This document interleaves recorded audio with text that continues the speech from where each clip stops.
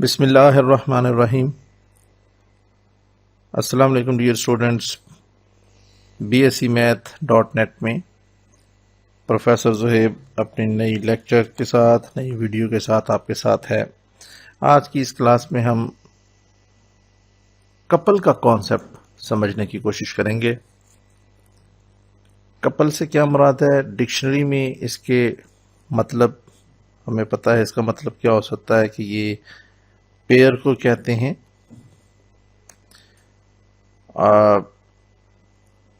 जैसे उर्दू में जैसे होता है ना, मैरिड कपल, मियाँ बीवी वो दो होते हैं तो इसलिए उनको कपल कहते हैं। बैट्समैन जो है वो दो छक्के मारता है तो कमेंटेटर कहते हैं the batsman hit couple of sixes. या दो विकेटें बॉलर ले लेते हो या उनको ज़रूरत हो टीम को दो विकेटों की तो कमेंटेटर क्या कहते हैं कि the team is looking for at least couple of wickets. तो कपल का मतलब क्या है? यानी एक पेयर, जोड़ा। जोड़ा बड़ा इंपॉर्टेंट वर्ड है, यानी इसको जोड़ा भी कह सकते हैं आप। ठीक है, अब हम यहां पे पढ़ रहे हैं कंपोजिशन ऑफ फोर्सेस मैकेनिक्स में। तो मैकेनिक्स में इसका क्या कॉन्सेप्ट है, आइए इसको समझने की कोशिश करते हैं। फर्ज करेंगे हमारे पास एक रिजिड बॉडी है और यहां पे दो फोर्सेस जो हैं वो अप्लाई कर रहे हैं हम। एक फोर्स ये है और दूसरी फोर्स जो है वो ये है।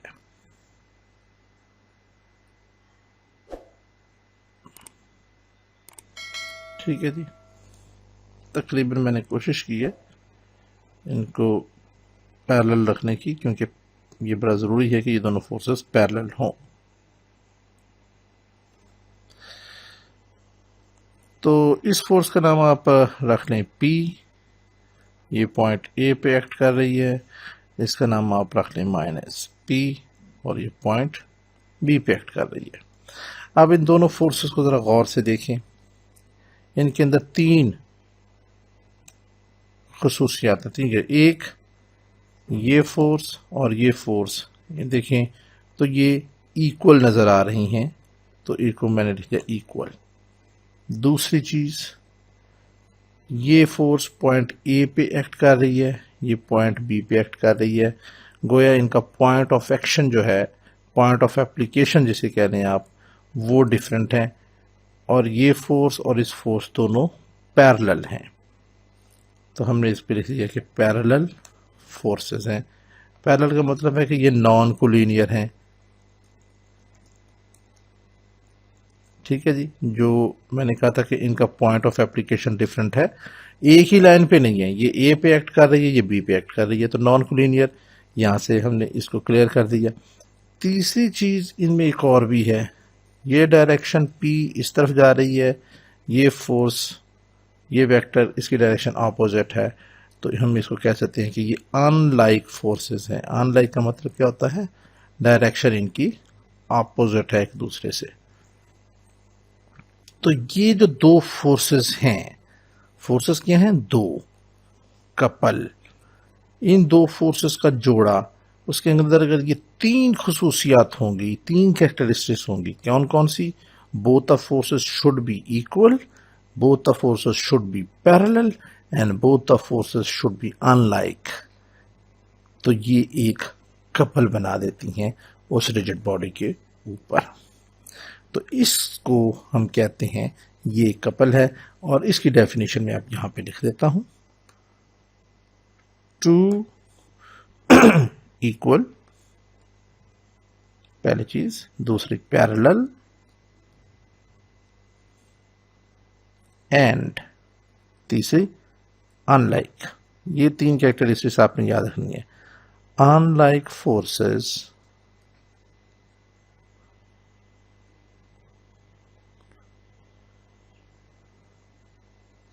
एक्टिंग ऑन, यहां पे मैं एक चीज और चेंज कर दूं, forces acting on a rigid body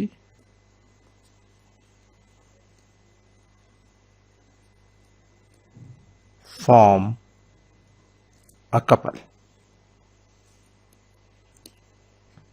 ठीक है जी। यहां पे मैंने जगह जानबूझ के छोड़ी है, वो कैसे और वो क्यों, फिर एक को समझें, फिर मैं वो बताता हूं। Two equal parallel and unlike forces acting on a rigid body form a couple. तीन शराइत पूरी होना जरूरी है, दोनों फोर्सेस में इक्वल हो, पैरेलल हो और अनलाइक हो, यानी अपोजिट डायरेक्शन में हो। अब यहां पे मैंने जगह खाली छोड़ी। Two equal parallel and unlike forces, कौन कौन सी forces? P and minus P। ठीक है जी।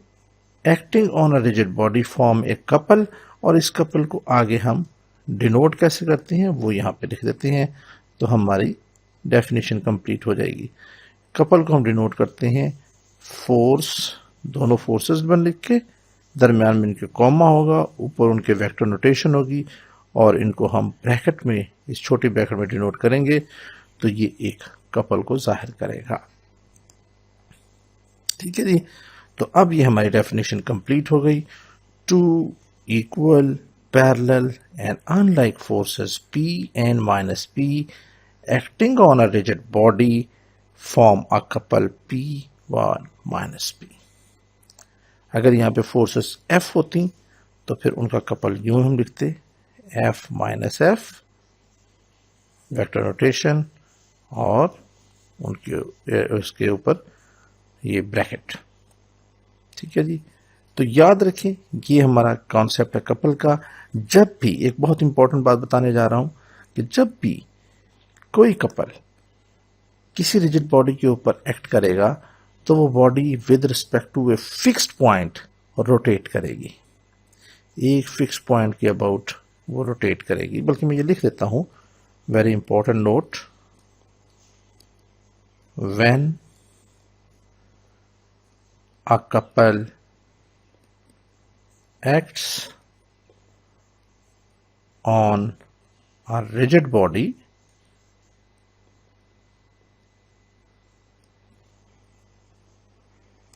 it creates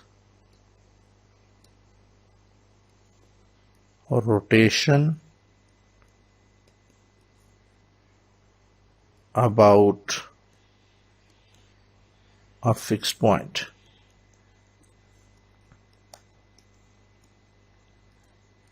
ठीक है जी। किसी फिक्स पॉइंट के अगेंस्ट ये बॉडी रोटेट करना शुरू कर देगी, या तो इस डायरेक्शन में यूं यूं करके, या इस डायरेक्शन में। ठीक है जी। किसी एक डायरेक्शन में क्लॉकवाइज या एंटी क्लॉकवाइज वो बॉडी रोटेट करेगी। याद रखें, जैसे ही इस बॉडी के अंदर रोटेशन पैदा होगी, इसके अंदर मोमेंट भी पैदा हो जाएगी। तो हम जिस तरह हमने पिछली क्लासेस में moment of a force find किया था, इसी तरह हमें मोमेंट ऑफ अ कपल भी फाइंड आउट करना होगा। तो जैसे इसके अंदर रोटेशन पैदा होगी, हमें उसका कपल का मोमेंट फाइंड आउट करना होगा। इस क्लास को हम इसी जगह पे ख़त्म करते हैं, और अपनी अगली क्लास में हम देखेंगे कि किसी कपल का मोमेंट हम कैसे फाइंड आउट कर सकते हैं। आई होप कि ये कॉन्सेप्ट कपल का क्लियर हो गया होगा इन तीन कैरेक्टरिस्टिक्स के साथ।